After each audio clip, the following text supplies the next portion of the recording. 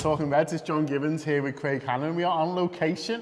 We have got out the studio and we've come up to the Walker Art Gallery, just the other side of the city centre from where we are, right by Lime Street Station if you don't know it. And we are in the wonderful Art of the Terraces exhibition, which is here for the next few months. We'd encourage everyone to come and see it. And a bit later in this, we're going to be speaking to Dave Hewitson, who's the curator of this wonderful exhibition, and also one of the artists who was featured here as well. So that is coming up. But in the meantime, because we're here and we're surrounded by sort of football culture, and you know, it's nationwide or worldwide stuff, you know, here. But I want to talk a little bit about how you feel it's going at the moment on the terraces at Anfield, because I've seen a lot of debate this season about atmosphere. You know, about, you know, is the crowd loud enough? Are we sort of getting behind them enough? You know, does it feel vibrant? Does it sort of feel a little bit stale? What have you made of it so far in the games you've been to? I mean, it's been flat, hasn't it? And I think the first thing you have to say whenever you're talking about this is that often this debate comes up whenever things aren't going well on the pitch. Like, I feel like at different times at the Anfield Wrap, maybe 4 or 5 years ago, there were times where we were having the atmosphere debate. We were talking about like how we can improve it, what can be done, and it's mostly at a time whenever things aren't, you know, things look disjointed, you know, on the pitch. I think what's different this time is that it's coming off the back of a mad season, whereby like the April is the April of our dreams. Like, we have so much fun, the FA Cup semi-final, reaching the Champions League semi-final, the league games, everything was like at play, and it was like vibrant and it was some of the best sort of days you could have following Liverpool. You couldn't ask for a better month. And what happens in Paris happens, what happens with the league happens, and I don't know, like, I can't speak for everyone, but I know myself, like, coming into the season, like, I felt as if I wasn't ready for it to begin. I felt at different times at Anfield this season I haven't really been up for it, that I've been there out of duty.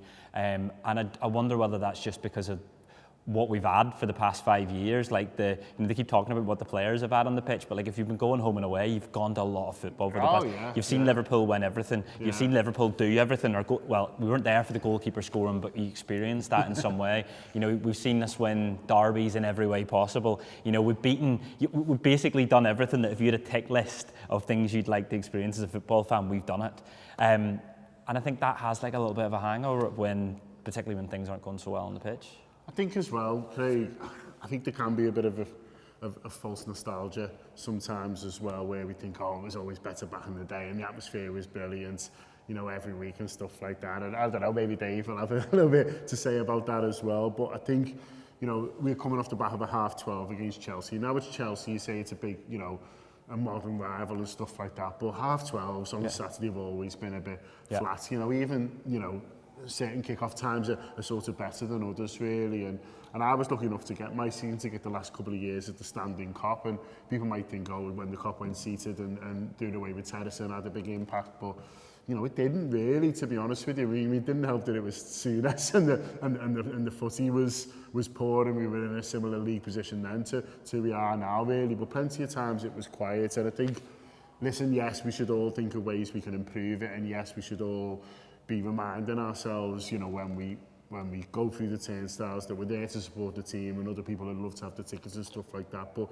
you know, let's not pretend to ourselves that it's always been amazing sort of back in the day, because that's not the case. No, you're right. Even times last season, like, there's been varying times throughout Klopp's time there where you're going to a game, and it's like Brentford last season, we win 3-0, but it was just like it was just flat. There wasn't anything about it, and I know loads of people on TV are like, and I hate this, by the way, like people on TV saying like the atmosphere is shit there, and you know, it doesn't sound as great. You know, why aren't they lifting the team? But it's a 12:30. It's always been like that. You know, and you know, Jurgen Klopp says himself he hates them. The players don't like them, seemingly, and you know, there might be a few hangovers in there from a Friday night and so on, but. Look, there's loads of things Liverpool could do. There's loads of things that we would love to see. We'd love to see more kids in the Kop. I think one of the things that I loved at the weekend was the boss night. Did you see the boss nights over the weekend? Two boss nights Sunday, with kids. The Olympia full of these kids bouncing around singing Liverpool songs to Jamie Webster, and it was just like, you know, it was brilliant to see. It's brilliant to sort of see them getting that piece. But you know, I think I saw one of the lads on Twitter say like the vast majority of them kids won't have been in the ground at the weekend. They won't have been in the stadium. And look, there's you could talk forever about Liverpool's ticketing problems and how it's unique in the world of football and what we'd love to see, and we'd love to see a boys paying back, and we'd love to, love to see cheaper tickets and things that can help. But I think it works both ways. I think quite often that the crowd are feeding off what's going on the pitch and vice versa. Yeah, no, I think that is definitely the case. But I think, like you said, getting more people maybe in there and who are excited to be there, who are whether that's just also young people or whatever, kids, sort of whatever it is really, because you sort of feed off, that enthusiasm, because I think, everyone is a little bit jaded still from last season on and off the pitch, but we all need to do our bit, and I think, now the team is struggling, we do need to, remind ourselves, those of us who are lucky to go week in, week out, that the team need your support, and I think that can come in different ways, what I mean? For me, it's not all about singing or, necessarily, or going through the songbook sort of one at a time. It's how you actively support the team in there, do you know what I mean? Not like, it's hard, it's natural to sort of groan a little bit when things go wrong, but to be as encouraging as possible to these players who've done a lot for us, at this time where they are struggling a bit. Absolutely. And look, everyone loves a comeback story, and Liverpool could pull together a couple of results and stay in the FA Cup, and suddenly you've got a cup run in your hands. You could have a big night at Anfield in the European Cup, and everyone's talking about another sort of great Anfield night in that competition, and how that reignited this season. There's things that can happen in this season that suddenly just trigger something else and trigger excitement, and it's been sort of really poor over the past 3 months, and we've had this bit of a hangover, but one result, one moment in a season can sort of transform everything, and then suddenly you're bouncing into the ground, suddenly you're having 2 or 3 pints more rather than driving because it's exciting, and there's a big end of the season, and the most exciting part of any season is coming up. It's coming up now. It's the next 3-4 months, so let's see what happens. Someone who's always trying to do their bit, the lads and lasses from Spion Kop 1906, I need to give a shout out to them generally for everything they do every game. The flags that you see on the Kop, they're organised, they get down early, they hand them out, they're always encouraging people to get involved in that, and that is for every home game. But they have declared the Everton game on Monday the 8th, is it? An unofficial flag day. If you like, they've just sort of decided there is a flag day, and so they encourage everyone to take the flags, to get in the loft and get that old flag sort of out, or bring any colour you can. If you don't have a flag, they've got loads. Don't worry, you just need to get down to the front about sort of 45 minutes to half an hour before the start of the game, and they'll pass them out to you, and because they've got absolutely loads to sort of live under the Kop, and so that's a good thing, isn't it? Stuff like that, because if you're seeing all the colour and the vibrancy, that adds to it. We're in a vibrant and colourful room here, and us all part of that fan culture really, and just by getting everyone involved and getting everyone to to either bring a flag or to wave to the ones that they've got before that massive game against Everton, it is all helping. Yeah, massively. If they're walking out and they see it, and the Kop suddenly looks even more red, and suddenly it looks a bit like a European night. Yeah. They see it's a bigger occasion. Look, I mean, it's the Goodison Derby. It might be the Goodison Derby, an Anfield Derby. It might be the last derby we have in a while. So enjoy it while you've got it. But for them to walk out and see that, it just should lift things. And I always think back to, I think it was 18-19 when we were going for the league, and it was around this time actually, and the Spion Kop did a bit of a rallying call, and Randy Robertson spoke to us about it, and I think Sam Evans from Spion Kop, and they talked about how important it was. Bournemouth at home, and it was a 12:30, and they talked about how important the atmosphere was and how important it was in the run into that season, and it made a difference. No, afterwards made a real difference. Said it's the best 12:30 we've ever known, and so it does all matter. So creating the creating an environment to sort of make things that bit better. If we're talking about percentages and an extra 5% helping to get a win or beat the Blues, then we need to try everything we can. Plus it's at night time. Plus that's the one where you're going to have an extra 2-3 pints before you go in. Yeah, I'm sure dry January's over, and I'm sure we can all manage a few just to warm ourselves up before that Everton game. You didn't try January, by the way? No. It's the most boring month of the year, why? No, absolutely not. Yeah, the people won't be surprised to learn. It's another year where I've not got involved in that. I don't think that lifts everyone's transfers. Let's face it, a new player coming in. Do you think there's any chance they might get one in between now and the end of January? Oh yeah, loads of chance, John. I'd love to see one. I think, I mean, it'll annoy me if we don't, just because I think, like, you know, you can say what you like about the owners, but they're businessmen, and who see that Liverpool need to be in the Champions League from a business point of view. If you take away the fan side, I'm trying to think like them for a minute, God. And so, you know, they can have this strategy where Bellingham's like the £100 million target, and we keep this money aside. But like I've said it loads of times about FSG strategy is like a long-term and a short-term thing, and like the short-term here is that we're fucking miles off it, and we need to get into the top 4 at the sort of minimum. But we also, you know, there's a Champions League there to be won if we can sort of get things back to what we're used to. I'm just not sure that they do it. I'm not sure that they do it, and that's the really sad. I'd love to say yes, we're going to sign Caicedo and fucking all these names you see online. What's your thoughts? I don't know, because they surprised you in the past, and that's the thing. It's looking a little bit quiet at the moment, but you know, transfers have come out of nowhere. The Cody Gakpo one come out of nowhere. You know, last year, you know, Luis Diaz, you know, they have caught us on the hop as supporters and content creators over the past few years. So you just never know. You know, they always say that, listen, they know who they want, they've got the targets.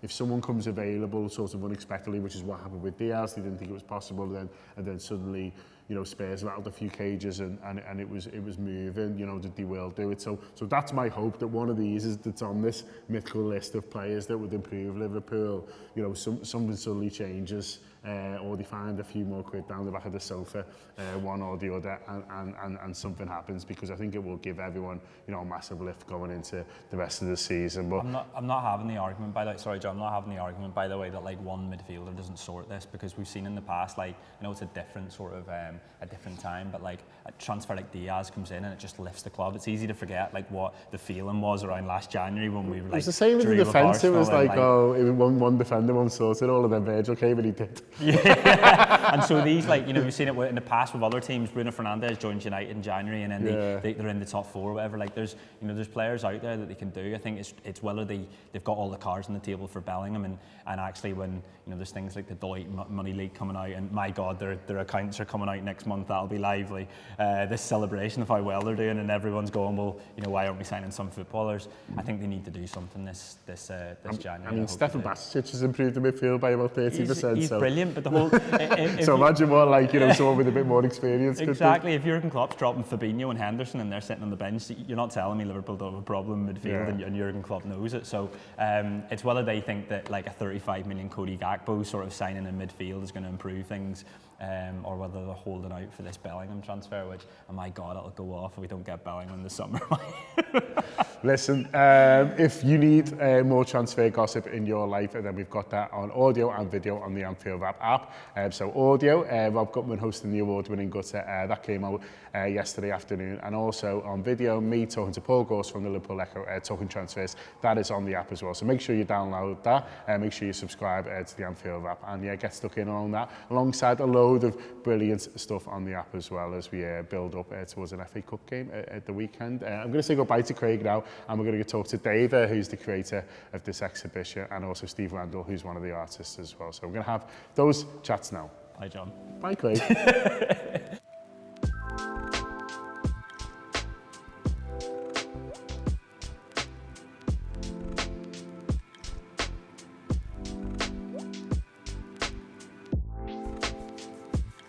And we moved over slightly around this wonderful art, and I am with the curator, Dave Hewitson, of this wonderful exhibition. Good to see you, John. Yeah, it was lovely to be here. I've been around once before already, but it is nice to be back. And what struck me the first time and coming back here is the variety of stuff you've got here, Dave, because, you know, maybe the first time I was coming, I was expecting, you know, a lot of historical stuff and stuff like that. But the paintings you've got, you know, the modern stuff, obviously, alongside sort of, you know, the stuff from the past is really vibrant, very colourful, and very exciting. Well, you know what, it's all basically from the last 20 years or so. So it's all like new art.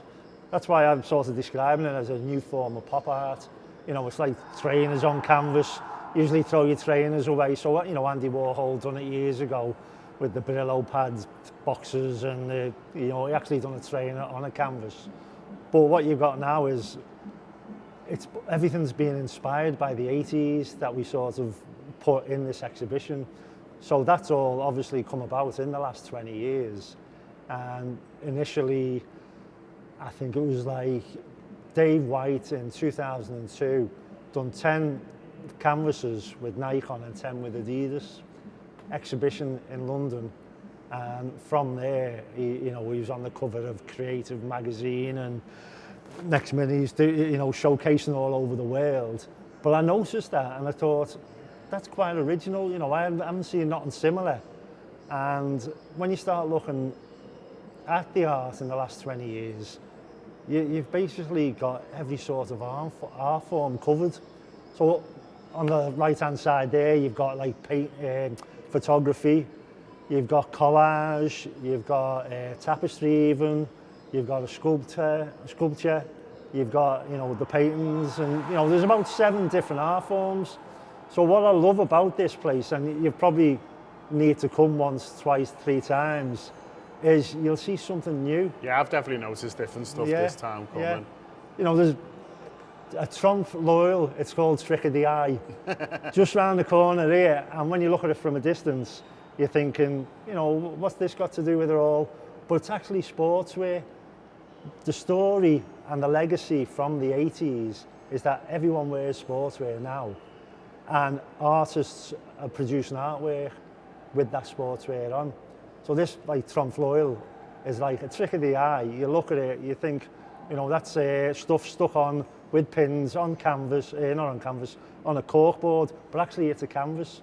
It's all been painted. And the girl, Lucy Mackenzie, who produced that piece of art, had something in the Tate at a retrospective not so long ago. So besides like people like that who are in the Tate, you've got working class guys, like Steve Randall, his stuff's behind us, who like, from Kirby, off a local estate, who's produced art that's good enough to be in a national museum.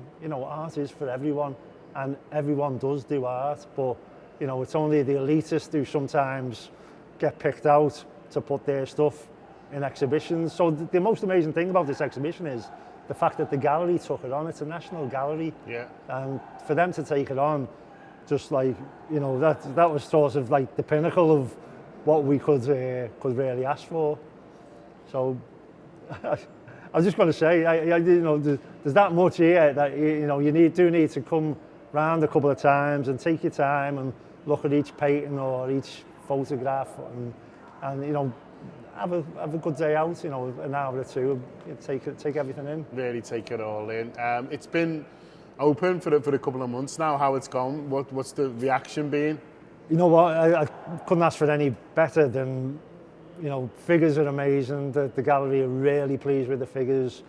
We've got it's free as well, so anyone can just walk in off the street. It's all free, but there is you can make a contribution on your way out, and that's exceeded. The contributions exceeded what they were open for the 4 months. Wow. So we've already passed that in 2 months, say, and then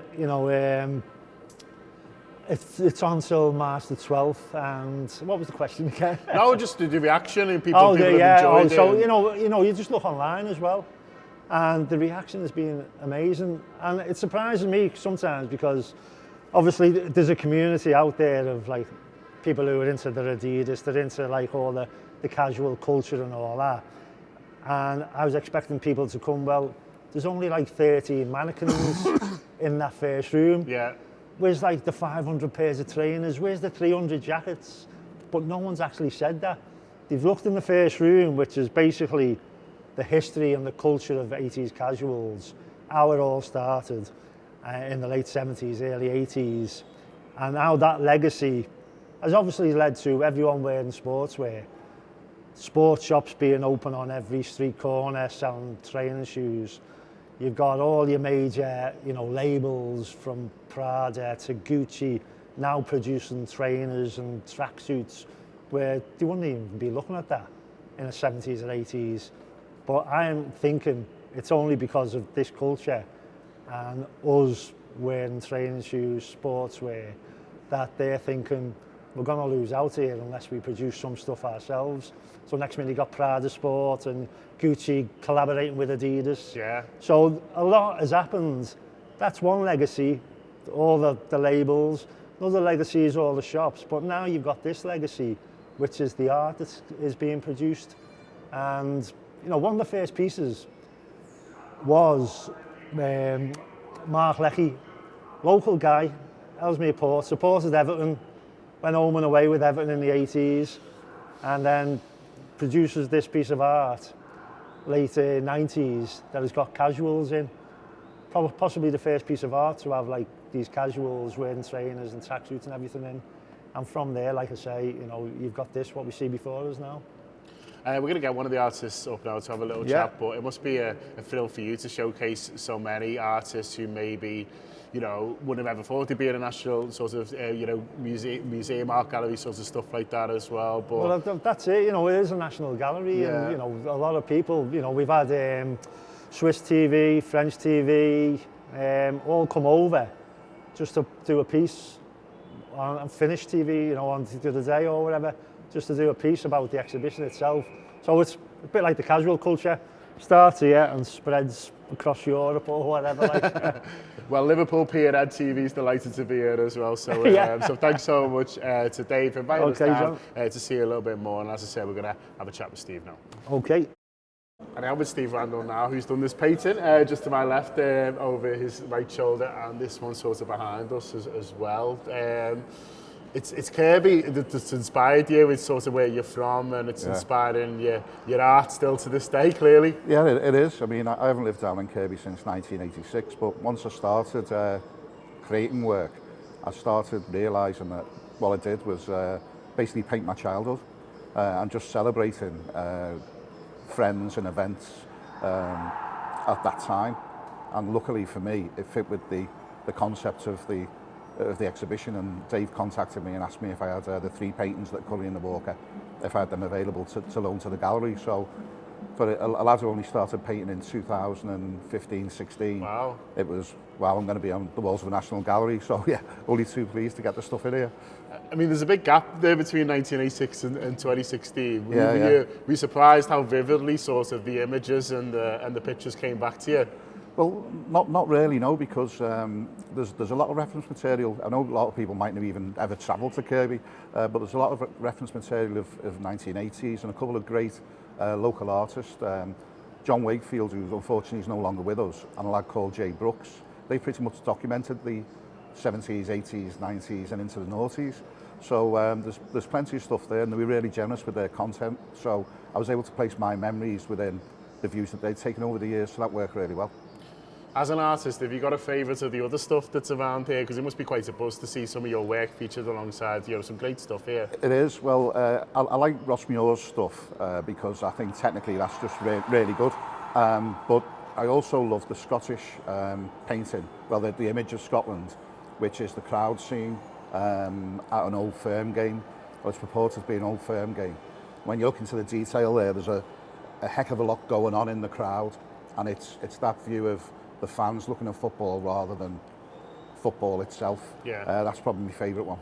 What I like about this and about this exhibition, it's people telling their own stories, and we obviously think that's really important at the Anfield Wrap. You know, we're Liverpool fans telling our own stories. We're going to the match, and afterwards we're saying what happened rather than, you know, someone else who wasn't there, who might be there in a different capacity, shall we say. And that's what I feel like everyone is doing there. You said it's your stories of your childhood. It might be someone else's stories of growing up where they did, go in the game, or stuff around, you know, terrace culture and stuff like that. But it's real to them, and that's what comes out. Oh yeah, I mean, it's amazing. All of a sudden I became an impressionist painter. People were saying my stuff was evocative, and it was taking them to their times, either preparing to go to a game or just living life out in the 80s, if you like. So the painting behind us, every year 80 to 85 of my senior schools represented by the different shoes, and then some of the fashions that we wore. And we didn't think we were part of a movement. We were just being with our mates and making sure that we didn't stand out too much because we had enough to be getting on with.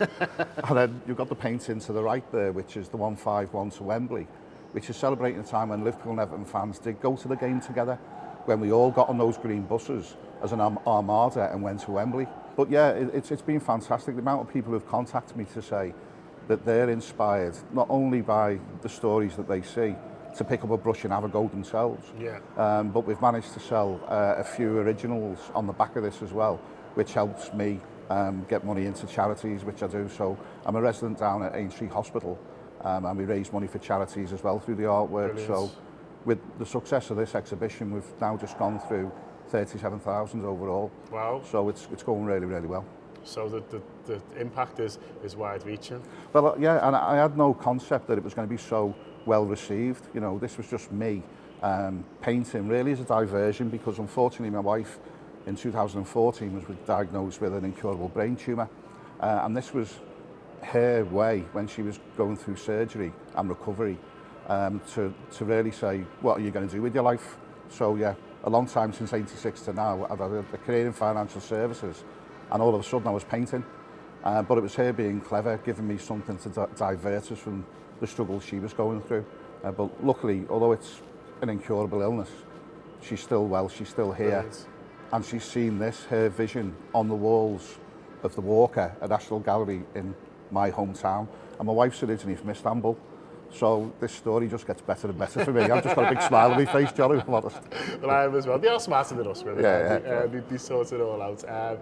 Listen, if you want to come and see the fantastic work you can see all around the You've seen featured today, it is all at the Walk of Art Gallery, as I say, a stone's throw from Lime Steep Station if you're visiting from other parts, or if you are in the city or in the area, I'm sure you know it, right behind St George's Hall. It is completely free, as Dave said before. They do encourage contributions on the way out, just to keep stuff like this going, really. But you are more than welcome to come round, have a little bit of a wander, see all the other stuff in the Walker as well, have a cup of coffee downstairs. All that, it is a fantastic day out. But I'd like to thank them for inviting us down there today. Obviously for Dave's chatting to Craig before as well, and Steve. And Steve, all I would say is National Gallery, you have to put your prices up now. That's what I'd say. Yeah, I will. So anyone needs me for any work, I'm available. There you go. We'll sell at the end, up the heads.